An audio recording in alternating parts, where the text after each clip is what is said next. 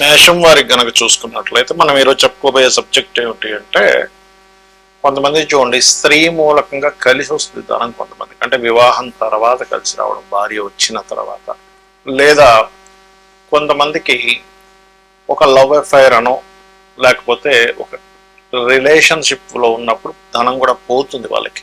కొంతమంది ఇల్లీగల్ రిలేషన్షిప్లో డబ్బులు పోగొట్టుకుంటారు. అలాగే ఇంకొంతమందికి ధనము ఒక్కొక్క మార్గం ద్వారా, అంటే వాళ్ళ రిలేషన్స్లో తండ్రి ద్వారా కావచ్చు, అత్తయ్య ద్వారా కావచ్చు, లేకపోతే అమ్మ ద్వారా కావచ్చు, స్త్రీ అంటే మదర్ కూడా వస్తుంది కాబట్టి మదర్ ద్వారా కావచ్చు, వీళ్ళ ద్వారా కూడా ధనయోగం ఉంటుంది. అసలు మీ యొక్క లగ్నానికి, లగ్నం తెలిస్తే లగ్నం చూసుకోండి, లగ్నం తెలియదు అనుకునేవారు రాసి సెకండ్ ఆప్షన్గా మనం చూసుకోవచ్చు. అసలు ఎటువంటి కాంబినేషన్స్ ఉంటే మీకు వీటి ద్వారా ధనము వస్తుంది లేదా వీటి ద్వారా ధనం పోగొట్టుకుంటారు అనే విషయం ఇప్పుడు మనం తెలుసుకుందాం. అయితే వీడియో ఎండింగ్ వరకు చూడండి. పర్టికులర్గా కొన్ని కాంబినేషన్స్ ఖచ్చితంగా పనిచేసేవి కొన్ని చెప్తాను, దానికి రెమెడీస్ కూడా చెప్తాను. కాబట్టి వీడియో ఎండింగ్ వరకు చూడండి. అయితే ఈ యొక్క విషయాలు చెప్తుంది నేనైనప్పటికీ చెప్పిస్తుంది సాక్షాత్ లలిత అమ్మవారిగా భావిస్తూ, ఆ లలితాంబిక అమ్మవారి యొక్క అనుగ్రహం మీకు పరిపూర్ణంగా కలగాలని మనస్ఫూర్తిగా కోరుకుంటూ, ఇక్కడ మేషంలో జన్మించారు ఉదాహరణకి మీరు. మేషానికి ఇన్బిల్ట్ యోగం ఉన్నటువంటిది ఏమిటి అంటే, సప్తమ ద్వితీయాధిపతి ఒక్కరే. అంటే వివాహ కారకుడు, భార్యాకారకుడు లేదా భర్త కారకుడు శుక్రుడే అవుతాడు అక్కడ.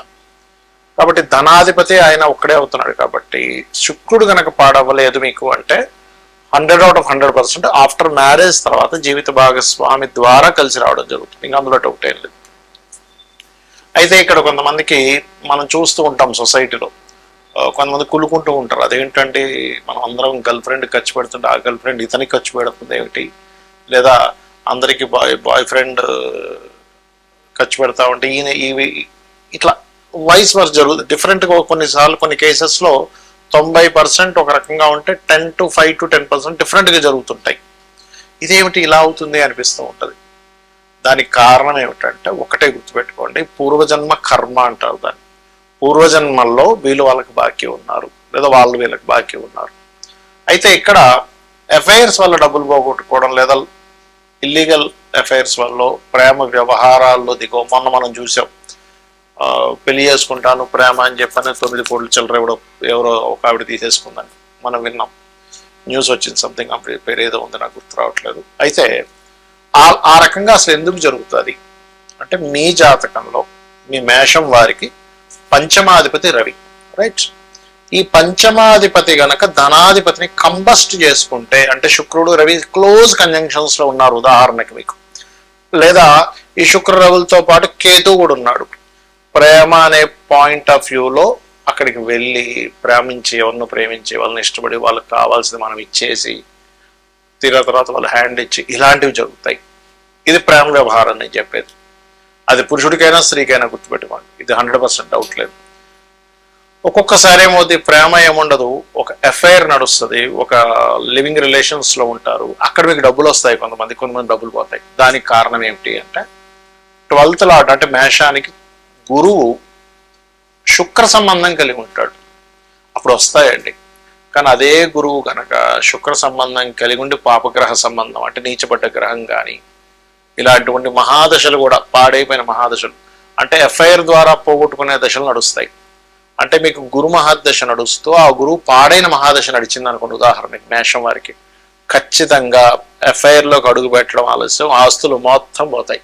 ఇది నేను కల్లారా కొన్ని వేల జాతకాలు చూసి చెప్తున్నాను మీకు. ఎందుకంటే కొన్ని విషయాలు మనం టచ్ చేయకపోతే మంచిది, కొన్ని విషయాల్లో మనం ఎంటర్ అయితే మంచిదని చాలా స్పష్టంగా జ్యోతిష్ శాస్త్రం చెప్తుంది. అయితే మీరు నిత్యము చేయవలసింది సూర్య నమస్కారాలు చేయండి, గణపతి యొక్క ఆరాధన చేయండి, ఖచ్చితంగా బాగుంటుంది. మీరు ఎక్కువగా ఫైనాన్షియల్గా బాగా కలిసి రావాలంటే లక్ష్మీ ఆరాధన, లక్ష్మీ గణపతి ఆరాధన చేయండి. కొంతమందికి ఎలా ఉంటుందంటే తల్లి ద్వారా వస్తుంది, తల్లి అన్ని చూసుకుంటుంది పాపం, వాళ్ళకి చిన్నప్పటి నుంచి అన్ని ఎవ్రీథింగ్, మదరే మెయిన్ బోన్ సపోర్ట్గా ఉంటుంది. అలాంటప్పుడు ఏమిటంటే మీ లగ్నానికి 4వ అధిపతి ఎవరో చూసుకోవాలి. మీది ఏ లగ్నం అయినా, మేషం కావచ్చు, వృషభం కావచ్చు. ఇప్పుడు మేషం అనుకోండి, చంద్రుడు ధనాన్ని ఇచ్చే కారకుడితో ఉన్నాడా? ఇక్కడ ఏంటంటే చంద్రుడు కనుక శుక్రుడితో ఉన్నాడు, ధనయోగం ఫైనాన్షియల్గా బాగా మదర్ ద్వారా వస్తుంది. అలా కాకుండా ఈ అత్తగారి ద్వారా. అప్పుడు 10th లార్డ్ అంటే దశమాధిపతి, మీ లగ్నం నుంచి దశమాధిపతి ఎవరు తద్వారా వస్తుంది, గుర్తుపెట్టుకోండి. కొంతమంది చూడండి 3వ అధిపతితో కలిసి ఉంటాడు, అప్పుడు మామయ్య ద్వారా వస్తుంటాడు. అంటే ఏమిటంటే ఇక్కడ అదేదో వాళ్ళ ద్వారా రావాలని ఆశపడమని నేను చెప్పట్లేదు, మీరు వాళ్ళని పీడించుకొని తినండి నేను చెప్పట్లేదు. బాగా అర్థం చేసుకోండి. నా కాన్సెప్ట్ ఏంటంటే మీరు పూర్వజన్మల్లో వాళ్ళకి బాకీ ఉండడము, వాళ్ళు మీకు బాకీ ఉండడం. కొంతమంది చూడండి అత్తగారికి మొత్తం ఏం చూసుకుంటాడు, ఎవ్రీథింగ్, రూపాయి కట్నం తీసుకోకుండా, అసలు కట్నం అనేది తీసుకోకూడదు, కాకపోతే తీసుకోకుండా ఆవిడ పనులన్నీ, ఆవిడకి కావాల్సిన మెడిసిన్స్ కానివ్వండి, ఆవిడ చూసుకోవడం అన్ని జరుగుతాయి. ఎందుకంటే 10th హౌస్కి, అత్తగారి 10th హౌస్, 10th హౌస్కి రుణం పడి ఉన్నాడు జాతకుడు. కొంతమందికి భార్యని ఇంకా ఆవిడకి ఏం కావాలో అన్ని కొనిస్తూ ఉంటాడు. కొంతమంది ఇతను ఏ జాబు చేయకుండా ఇంట్లో ఉంటే భార్య మొత్తము కూడా సంపాదించి ఇతనికి ఏం కావాలన్నీ చూసుకుంటూ ఏమాత్రం కించపరచకుండా కూడా చూసుకుంటారు కొంతమంది.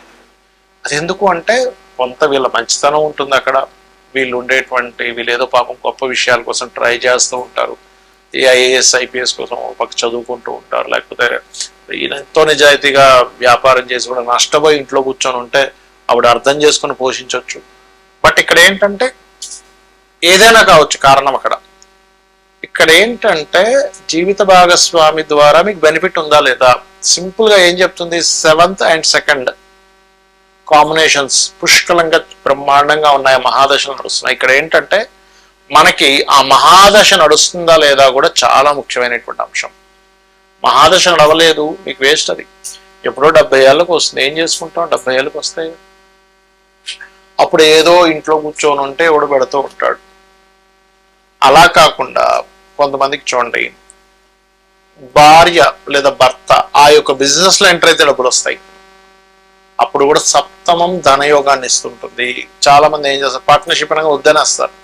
వద్దడం కాదు, జాతక చక్రంలో ఏముందో చూడాలి. పార్ట్నర్షిప్ ద్వారానే కలిసి వచ్చే ఉంటాయి. నేను ఒక జాతకం చూసినప్పుడు అతనికి ఏంటంటే జాతకం చూస్తే అసలు ఏమీ అస్సలు అంటే అసలు బాగాలేదు, ఏంటి అసలు ఏమి బాగా ఉంటుంది, మీరు ఏదైనా కొంచెం మీరు సొంతంగా కాకుండా పార్ట్నర్షిప్ ఏమైనా చేయండి అంటే ఆయన ఒకటే మాట అన్నాడు, సార్ నేను పార్ట్నర్షిప్ చేసినప్పుడు నుంచి నా లైఫ్ బాగుందండి అన్నాడు. ఎందుకంటే అతనికి పార్ట్నర్ ద్వారా ధనయోగం ఉంది. ఒక లారీతో ప్రారంభించాడు ఆయన, ఒక్క లారీతో ఇంట్లో ఉండే కొంచెం బంగారం తీసుకెళ్ళేదో లారీ కొన్నాడు, ఆయనతో పాటు ఇంకొక ఆయన కలిసి కొన్నాడు, 10 లారీలు అయిపోయి కూర్చున్న దగ్గర లక్షలు వచ్చి పడు. అంటే ఏమిటి, అది పార్ట్నర్ ద్వారా ధనయోగం ఉంటే జీవిత భాగస్వామిని పార్ట్నర్ చేసుకోవచ్చు, బయట పార్ట్నర్స్ ద్వారా కూడా ధనయోగం వస్తుంది. అంటే ఇక్కడ మీరు అర్థం చేసుకోవాల్సిన విషయం ఏంటంటే ధనము ఏ రూపంలో ఉందో, ఒక స్త్రీ మూలకంగా ఉందా శుక్రుడు ఇస్తాడు, ప్రేమ మూలకంగా ఉందా పంచమం, ఒక్కోసారి పంచమం ప్రేమనే కాదు సంతానం కలిగిన తర్వాత కూడా డబ్బులు వస్తాయి, గుర్తుపెట్టుకోండి. అంటే మీకు ఆ పర్సన్ పర్టికులర్ గా ఒక మనిషితో యోగం ఉన్నప్పుడు ఆ పర్టికులర్ జీవుడు అక్కడే జన్మిస్తాడు, గుర్తుపెట్టుకోండి. ఆ సర్కిల్లోనే జన్మిస్తాడు, అక్కడ ఉండే దాంట్లోనే జన్మిస్తాడు, ఆ పర్టికులర్ స్కూల్కే వెళ్తాడు, ఆ పర్టికులర్ కాలేజీకే వెళ్తాడు, ఆ పర్టికులర్ జాబ్కే వెళ్తాడు, అక్కడ ఎవరో పరిచయం అవుతారు, లేదా ఆ పర్టికులర్ మనిషినే పెళ్లి చేసుకుంటాడు. బికాజ్ ఆఫ్ దాన్నే యోగము అంటుంది జ్యోతిష్ శాస్త్రం. యోగం అది ఇబ్బంది పెట్టేదైనా యోగమే అంటుంది, మంచిదైనా యోగం ఉంటుంది. ఎందుకంటుందంటే ఇబ్బంది పెట్టేదైనా యోగం ఎందుకు అవుతుందంటే ఇబ్బంది పడుతున్నావు నువ్వు, కానీ కర్మని తొలగించేసుకుంటున్నావు. సో కర్మ తొలగిపోవడం కూడా యోగమే కదా, మంచి కూడా యోగమే. ఎందుకంటే నీ కర్మని అనుభవిస్తున్నావు, రావాల్సిందని అనుభవిస్తున్నావు, నీ కర్మను తొలగించుకుంటున్నావు, కాబట్టి 2 యోగాలే. అయితే ఇక్కడ చాలా మందికి ఏమండి మాకు పార్ట్నర్స్ ద్వారానో లేకపోతే ఎవరి ద్వారా రావాలనుకుంటున్నాం అనే ఒక చిన్న ఆశ ఉంటుంది. అప్పుడు ఏ గ్రహం ద్వారా అయితే పాడై మీరు ఇబ్బంది పడుతున్నారు ఆ గ్రహానికి దానం ఇచ్చుకోవాలి. అంటే ఉదాహరణకి రవి ద్వారా కంపోస్ట్ అయింది, గోధుమలు దానంగా ఇవ్వడం, సూర్య నమస్కారాలు చేసుకోవడం. చంద్రుడి ద్వారా అయింది, అయితే చంద్రుడి ద్వారా అయ్యి చంద్రుడు స్పాయిలే కనుక శుక్రుడితో ఉంటే మీకు చాలా అంటే చాలా మటుకు స్త్రీల మూలంగా నష్టపోవడం జరుగుతుందండి. రావడం పక్కన పెట్టండి, ఎవరో పరిచయం అవడం మనం చూస్తూ ఉంటాం, ఫేస్బుక్స్లోని ట్విట్టర్స్లోని ఎవరో పరిచయం అయ్యారు, నేను ఇంక ఇండియాకి వచ్చేస్తున్నా అని చెప్పారు, తెర చూస్తే అల్లదేదో మన ఫ్లైట్ ఎయిర్పోర్ట్లో బ్లాక్ అయిపోయింది, ఆ డబ్బులు కడితే కానీ అది రాదన్నారు. ఇలాంటివన్నీ మనం వింటూ ఉంటాం. వాడు డబ్బులు కడతాడు. లేకపోతే శుక్రుడి ద్వారా పాడైతే ఏమవుతుంది అంటే కొంతమంది వాహనం పెడతాడు, అసలు అది యాక్చువల్ ₹1,00,00,000 వాడు 30 లక్షలకి అమ్మేస్తున్నా అంటాడు. ఎందుకంటే నాకు సడన్గా అర్జెంట్ ఉందంటే నేను ఎక్కువ నడపలేదు దాన్ని, నాది ఫలానా సోర్స్ అనగా డబ్బులు కట్టేస్తుంది. వేరే చూస్తే అంత ఫేక్ ఉంటుంది. ఫేక్ ద్వారా డబ్బులు పోతున్నాయంటే చాలా క్లియర్గా మహాదశ గోచారం అంటే ధనస్థానాన్ని కేతు సంబంధం కలిగి ఉంటుంది. మహాదశ కూడా కేతు సంబంధాలు కలిగి నష్టపోయే కాంబినేషన్స్లో ఉంటాయి. అలా రకరకాల మార్గాల్లో ఉంటాయి, గుర్తుపెట్టుకోండి.